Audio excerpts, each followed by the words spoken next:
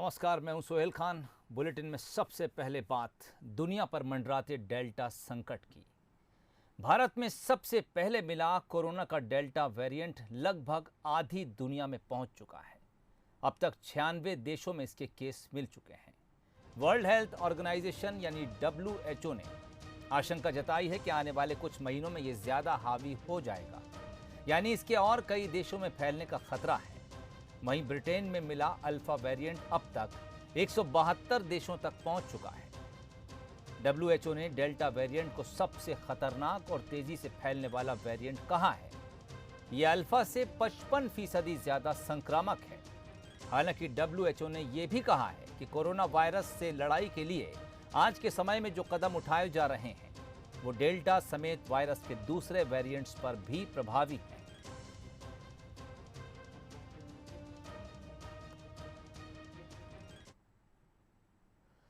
यूरोपीय संघ की ओर से भारतीय वैक्सीन कोविशील्ड लगवाने वालों को ग्रीन पास न देने पर मचा बवाल अब खत्म हो गया है। यूरोपीय संघ के 8 देशों ने भारत की वैक्सीन कोविशील्ड को मान्यता दे दी है।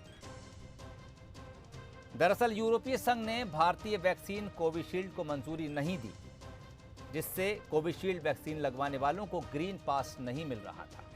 इसके बाद नाराज भारत ने यूरोपीय संघ को यूरोप में आने वाले नागरिकों के लिए 14 दिन का क्वारंटीन अनिवार्य करने की चेतावनी दी। इसके बाद EU ने फैसला किया है कि यूरोपीय संघ की डिजिटल कोविड प्रमाण पत्र यानी ग्रीन पास योजना आज से प्रभाव में आएगी। इसके तहत कोविड-19 महामारी के दौरान भारतीयों को स्वतंत्र आवाजाही की अनुमति रहेगी।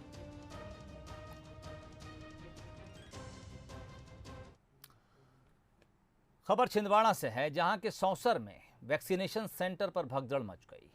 लोधीखेड़ा सामुदायिक भवन में वैक्सीनेशन महाअभियान के तहत वैक्सीन लगाई जा रही थी, तभी लोगों में भगदड़ मची।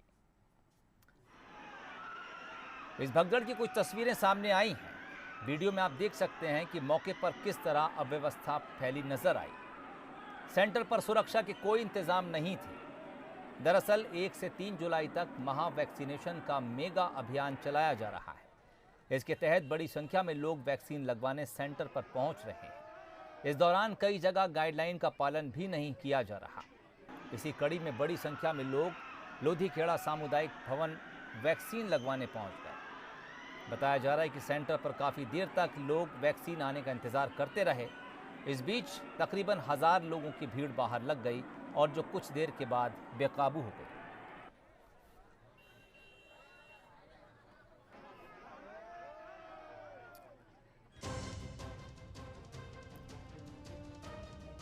वीडियो पर भगदड़ आप देख सकते हैं। वैक्सीनेशन महाअभियान के तहत इस सेंटर पर तकरीबन 250 लोगों को वैक्सीन लगाया जाना था।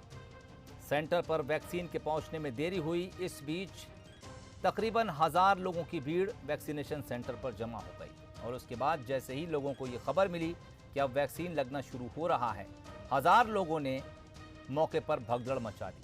सुरक्षा व्यवस्था यहाँ पर कुछ नहीं थी। लोगों को काबू करने के लिए कोई सुरक्षा कर्मी मौजूद नहीं था। उसके बाद जो भगदड़ नजर आई वो आप इन तस्वीरों में देख सकते हैं। और अब खबर सियासी है। बीजेपी में ज्योतिरादित्य सिंधिया की पूछ परख का पूरा ध्यान रखा जा रहा है। पिछले दिनों हुई कई चीजों को देखें तो ऐसा ही मालूम चलता है। मसलन जंबो कार्य समिति में सिंधिया समर्थकों को ज्यादा जगह देना। वहीं प्रभारी मंत्रियों की बात करें तो मुरैना को छोड़कर पूरे ग्वालियर चंबल में सिंधिया की पसंद का ख्याल रखा गया। देखिए इस पूरी रिपोर्ट के जरिए। बीजेपी में सिंधिया का पूरा ध्यान। संगठन सरकार में बरकरार है मान। प्रभारी मंत्रियों में भी तरजीह। कोई कसर नहीं छोड़ रही बीजेपी। क्रिकेट के मैदान में क्रिकेट के महान बल्लेबाज कहे जाने वाले सचिन तेंदुलकर जब पिच पर उतरते थे तो सचिन सचिन की आवाज गूंज उठती थी।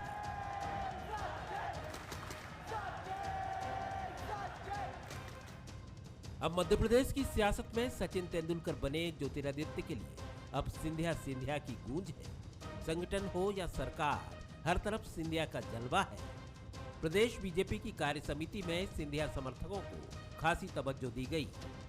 अब जिला प्रभारी मंत्रियों में ग्वालियर चंबल में सिंधिया समर्थक मंत्रियों को प्रभारी बनाकर साफ संदेश दिया गया है कि सिंधिया न सिर्फ बीजेपी में घुल मिल गए हैं, बल्कि उनकी राय को प्रमुखता से महत्व दिया जा रहा है। प्रभारी मंत्रियों पर नजर डालें तो ग्वालियर की जिम्मेदारी तुलसी सिलावट को दी गई है। गुना अशोकनगर के प्रभारी के तौर पर प्रद्युमन तोमर प्रभारी रहेंगे। भिंड और दमोह के प्रभारी गोविंद सिंह राजपूत बनाए गए हैं। शिवपुरी के प्रभारी मंत्री की जिम्मेदारी महेंद्र सिंह सिसोदिया को दी गई है। सुरेश धाकड़ को दतिया का प्रभारी मंत्री बनाया गया है। यानी मुरैना को छोड़ दिया जाए तो ग्वालियर चंबल अंचल अब सिंधिया के हवाले कर दिया गया है। हालांकि कहा यह जा रहा है कि सिंधिया अब बीजेपी में है, लिहाजा उनकी राय अहम है। सिंधिया जी अब भारतीय जनता पार्टी में है और सिंधिया जी जो भी कर रहे हैं भारतीय जनता पार्टी के हित को ध्यान में रखकर काम कर रहे हैं। तो अगर अच्छे कोई सुझाव हैं उनके और अच्छी कोई बातें हैं तो वो हमें सरकार में उनको स्वीकार करना चाहिए। और इसलिए जहाँ रचनात्मक सुझाव हैं, विकास के सुझाव हैं, उन पर हम लोग उनसे चर्चा करके और उस आधार पर आगे बढ़ने का काम कर रहे हैं। कांग्रेस को इस पर सियासत नजर आ रही है। कांग्रेस इसे बीजेपी की अंदरूनी गुटबाजी के तौर पर देख रही है। कांग्रेस के मुताबिक सिंधिया के बहाने सभी नेताओं को ठिकाने लगा दिया गया है। देखिए, दो चीज़ें हैं इसमें। एक तो सिंधिया जी का दबाव था कि ग्वालियर चंबल में बीजेपी के नेता का कोई मामला नहीं चलेगा, वहाँ के प्रभारी मंत्री मेरे कोटे के ही होंगे, तो उनके कोटे कर दिए। और जितने बीजेपी के पुराने नेता हैं ग्वालियर चंबल, वो क्वारंटाइन हो गए। मतलब वो परेशान हैं कि अब उनका क्या होगा।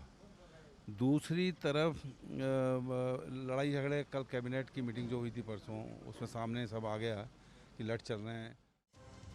प्रभारी मंत्रियों में सिंधिया की राय को अहमियत देकर बीजेपी ने एक बार फिर साबित कर दिया है कि बीजेपी में सिंधिया अब पराये नहीं है।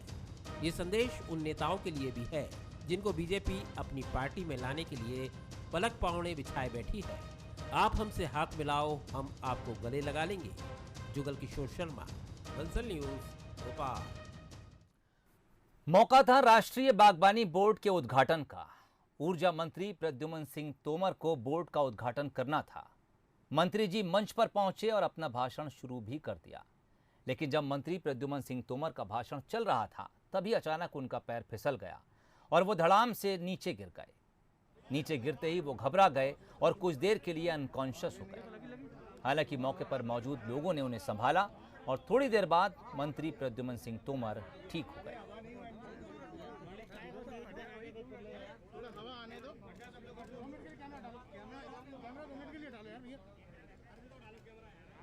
छत्तीसगढ़ में सत्ता परिवर्तन के बाद कांग्रेस सरकार ने एक बड़ा फैसला लिया। 26 साल बाद शिक्षकों की सीधी भर्ती का फैसला। यह ऐतिहासिक कदम था, लेकिन अब इसका इतिहास विवादित होता जा रहा है। क्यों? देखिए इस खास रिपोर्ट के जरिए। शिक्षकों का सब्र टूटा, बोले अब और नहीं इंतजार। राजधानी में खोला मोर्चा, जल्द नियुक्ति मिले सरकार।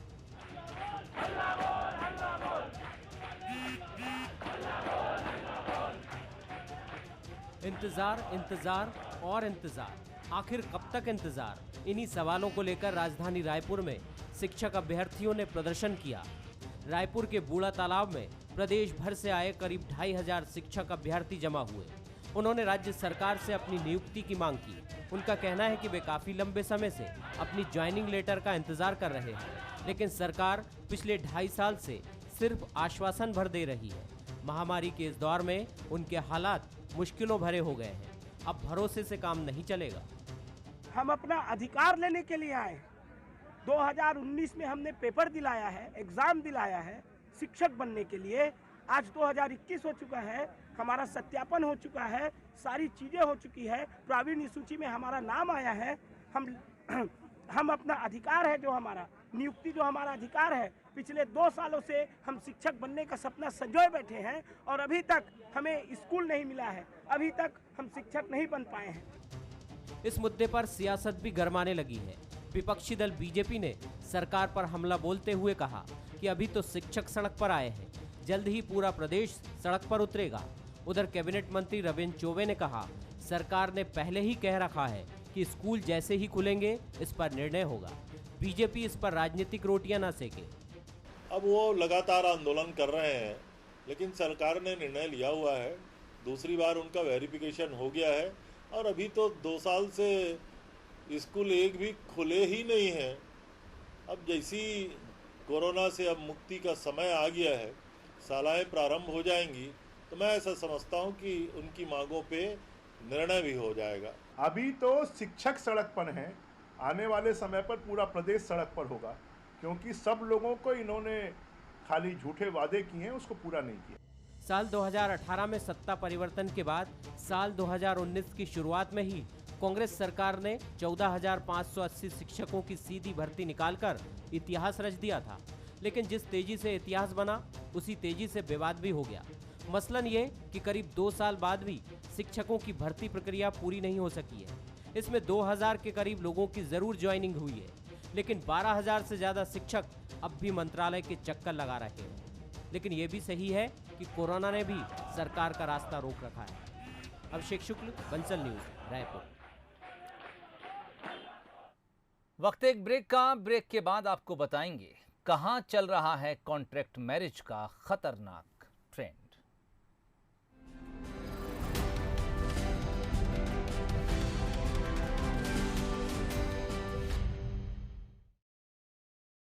ब्रेक के बाद बात चीन की। भारत चीन सीमा पर विवाद के बीच वहां के राष्ट्रपति शी जिनपिंग ने दुनिया को चेतावनी दी है। जिनपिंग ने धौंस दिखाते हुए कहा कि मैं शपथ लेता हूं कि चीन की मिलिट्री की ताकत को और बढ़ाया जाएगा। हमारी मिलिट्री को हम वर्ल्ड क्लास बनाएंगे। उन्होंने कहा कि वो दौर अब हमेशा के लिए जा चुका है जब कोई भी देश चीन को धमकाकर चला जाता था। दरअसल जिनपिंग कम्युनिस्ट पार्टी के 100 साल पूरे होने के सेलिब्रेशन पर भाषण दे रहे थे। गुरुवार को कम्युनिस्ट पार्टी का समारोह हुआ। चीनी राष्ट्रपति ने फेमस तियानमेन स्क्वायर में लगे माओ जेदांग के चित्र के सामने खड़े होकर अपना भाषण दिया। कम्युनिस्ट पार्टी की स्थापना 1921 में हुई थी। पार्टी के मुताबिक पूरे चीन में उनके तकरीबन 9.5 करोड़ कार्यकर्ता हैं।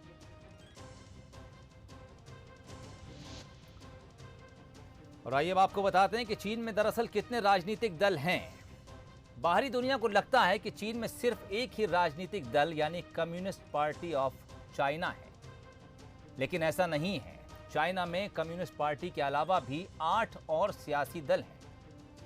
ये बात अलग है कि इनका वजूद होते हुए भी ना के बराबर है। ये भी रोचक है कि सीसीपी के अलावा सभी पार्टियां लोकतांत्रिक हैं, लेकिन इनकी आवाज नक्कार खाने में तूती की तरह दब जाती है। चीन का संविधान ये कहता है कि बाकी दलों को भी सरकार में भागीदारी का हक है, पर हकीकत कुछ और है, और वो ये है कि 8 दल सिर्फ प्रस्ताव पेश कर सकते हैं। इनको मानना या फिर ना मानना सीसीपी की मर्जी पर निर्भर करता है। Taiwan democratic self government party China की सबसे छोटी राजनीतिक पार्टी है। उसके सिर्फ 3000 सदस्य हैं।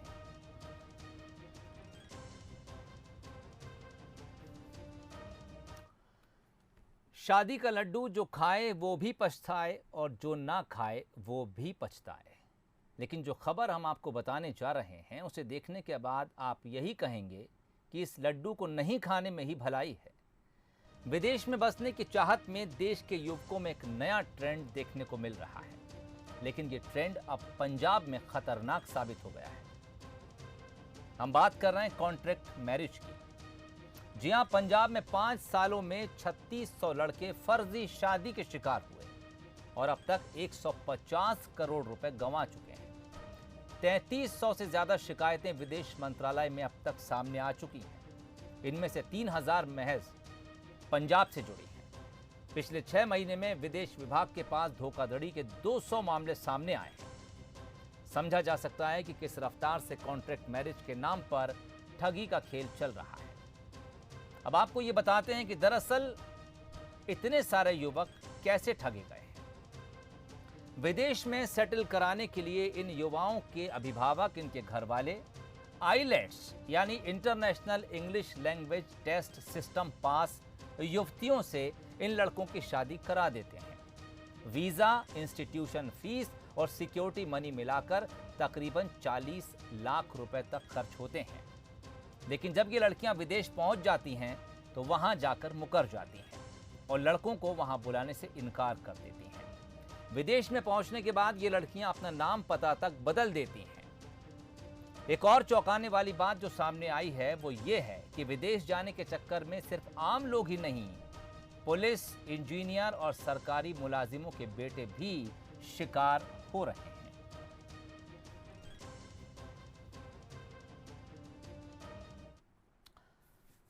भारत में दूसरे धर्म में शादी को लेकर लोग क्या सोचते हैं?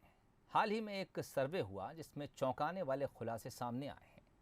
PEW की सर्वे के मुताबिक 3 में से 2 भारतीय चाहते हैं कि उनके धर्म की महिला किसी दूसरे धर्म में शादी ना करे। 80% मुस्लिम और करीब 67% हिंदू दूसरे धर्मों में शादी करने के फैसले को सही नहीं मानते हैं। हालांकि ईसाइयों और बौद्धों की प्रतिक्रिया बाकी समुदाय से अलग है। इस सर्वे में लोगों की राष्ट्रीयता को लेकर भी सवाल पूछे गए थे। 64% हिंदुओं का कहना है कि सच्चा भारतीय होने के लिए हिंदू होना बहुत जरूरी है। इसके अलावा 84% भारतीयों को लगता है कि एक सच्चा भारतीय होने के लिए सभी धर्मों का सम्मान करना जरूरी है। सर्वे के अनुसार 36% हिंदू भारतीय मुस्लिम पड़ोसी को स्वीकार करने के लिए राजी नहीं है, तो 16% मुस्लिम हिंदू पड़ोसी नहीं चाहते हैं। सर्वे में इसी तरह कई चौंकाने वाले खुलासे किए गए हैं जो लोगों की धार्मिक और राष्ट्रीय भावनाओं को साफ तौर पर दिखाते हैं।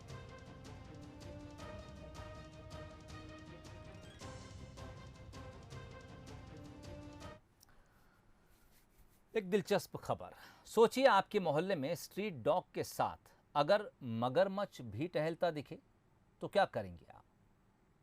अरे इसमें सोचने वाली बात है ही नहीं, तुरंत वन विभाग को फोन लगाएंगे। जी हां, कर्नाटक के कोगीबन गांव में ऐसे ही हालात बन गए जब एक मगरमच्छ मोहल्ले में घुस आया। इसका एक स्ट्रीट डॉग से सामना भी हुआ, लेकिन डॉग ने ना ही भौंकने में अपनी भलाई समझी। हालांकि कुछ लोगों को पहले ऐसा लगा कि मगरमच्छ किसी का पालतू होगा, लेकिन अगर किसी का पालतू है भी तो इस तरह खुला क्यों है? वैसे जब वन अमले को इसकी जानकारी दी गई तो पता चला कि ये जंगल से गांव में आ गया था। जहां से ये आया था, वन अमले ने आखिरकार इसे वहीं छोड़ दिया।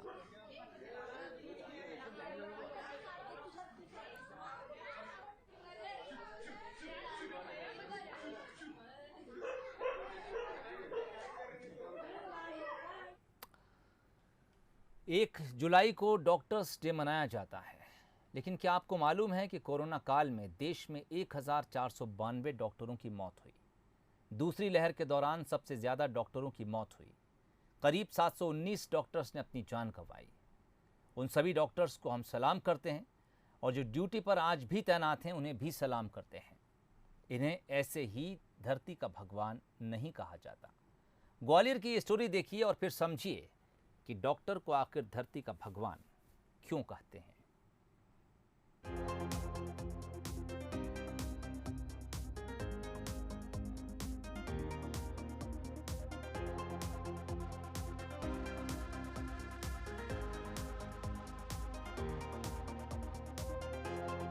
भगवान, हम सबको जिंदगी देने वाले, हम सबका लालन पालन करने वाले ईश्वर को न जाने कितने रूपों में पूजा जाता है। धरती पर भी भगवान का एक रूप है जिन्हें हम डॉक्टर्स कहते हैं। वो डॉक्टर्स ही हैं जिन्हें भगवान का दर्जा मिला है। जब जब मानव जाति पर संकट आया तब तक डॉक्टर्स ने ही अपनी जान की परवाह किए बिना लोगों की जानें बचाई। कोरोना काल इसका जीता जागता उदाहरण रहा है। ग्वालियर में ऐसे ही एक डॉक्टर विक्रम सिंह हैं जिनका आधा शरीर भले ही उनका साथ न देता हो, लेकिन उन्होंने कोरोना काल में मानव जाति का पूरा साथ दिया है। डॉक्टर विक्रम सिंह ने अपनी कार को ही क्लिनिक बना रखा है। वो अपनी कार में ही बैठकर मरीजों का इलाज कर रहे हैं। उन्हें लोग अब कार वाले डॉक्टर के नाम से भी जानने लगे हैं। इसमें मेरा पूरा सहयोग मेरे परिवार की तरफ से पूरा सहयोग था, पूरे फैमिली की तरफ से उन्होंने पूरा सपोर्ट किया और मेरा हमेशा हौसला बढ़ाया।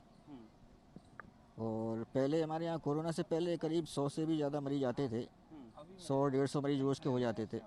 अभी कोरोना के बाद थोड़े पेशेंट कम आने लगे, फिर भी लगभग 50-60 से ऊपर मरीज रोज़ के आ जाते हैं। तो सर आप कार में ही देखते हैं अपने पेशेंट? हाँ, पूरे मरीज कार में देखते हैं। जब मैं 15 साल का था उसके बाद होना शुरू हुआ। एंकाइलोजिंग स्पॉन्डिलाइटिस बोलते हैं इस बीमारी को। फिर उसके बाद शुरुआत में मेरे घुटनों में दर्द हुआ, फिर उसके बाद ये हिप जॉइंट्स में दर्द हुआ, फिर वो धीरे धीरे दर्द बढ़ता गया। कई जगह इलाज कराया, इसका वैसे कोई ट्रीटमेंट नहीं है। बचपन में गंभीर बीमारी की चपेट में आने से डॉक्टर विक्रम सिंह के आधे शरीर ने काम करना बंद कर दिया। उन्होंने न सिर्फ अपनी शारीरिक कमजोरी पर विजय पाई और न सिर्फ डॉक्टर की डिग्री हासिल की, बल्कि अपने जीवन को मानव सेवा में लगाकर मिसाल बना दिया।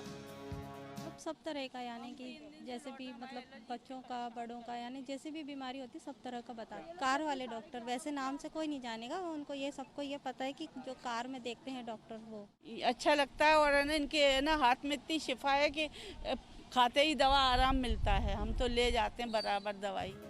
शारीरिक परेशानियों के बाद भी डॉक्टर विक्रम सिंह का हौसला और जज्बा तारीफ के काबिल है। उन्हें देखकर कहा जा सकता है कि जिंदगी जिंदादिली का नाम है। प्रहलाद सेन, बंसल न्यूज, ग्वालियर। वैसे तो डॉक्टर्स की मेहनत को हर दिन सम्मान के साथ याद किया जाना चाहिए, लेकिन इनकी मेहनत के नाम आज का पूरा एक स्पेशल दिन डॉक्टर्स डे के तौर पर मनाया गया। बॉलीवुड सितारों ने भी डॉक्टर्स डे पर अलग अलग तरीकों से डॉक्टर्स और हेल्थ वर्कर्स का आभार जताया। सोनू सूद ने डॉक्टर्स को रियल हीरो बताया, साथ ही लोगों को हमेशा डॉक्टर्स का आभार जताने के लिए भी कहा। शिल्पा शेट्टी कुंद्रा ने कहा कि हमें केवल एक दिन नहीं बल्कि हर दिन डॉक्टर्स डे सेलिब्रेट करना चाहिए। सोनाक्षी सिन्हा ने भी सोशल मीडिया पर डॉक्टर्स का आभार व्यक्त किया।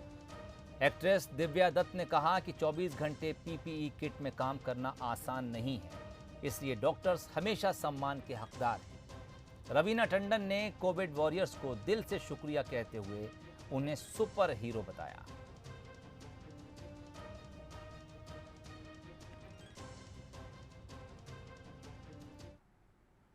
इस बुलेटिन में फिलहाल इतना ही। इजाजत दीजिए। नमस्कार।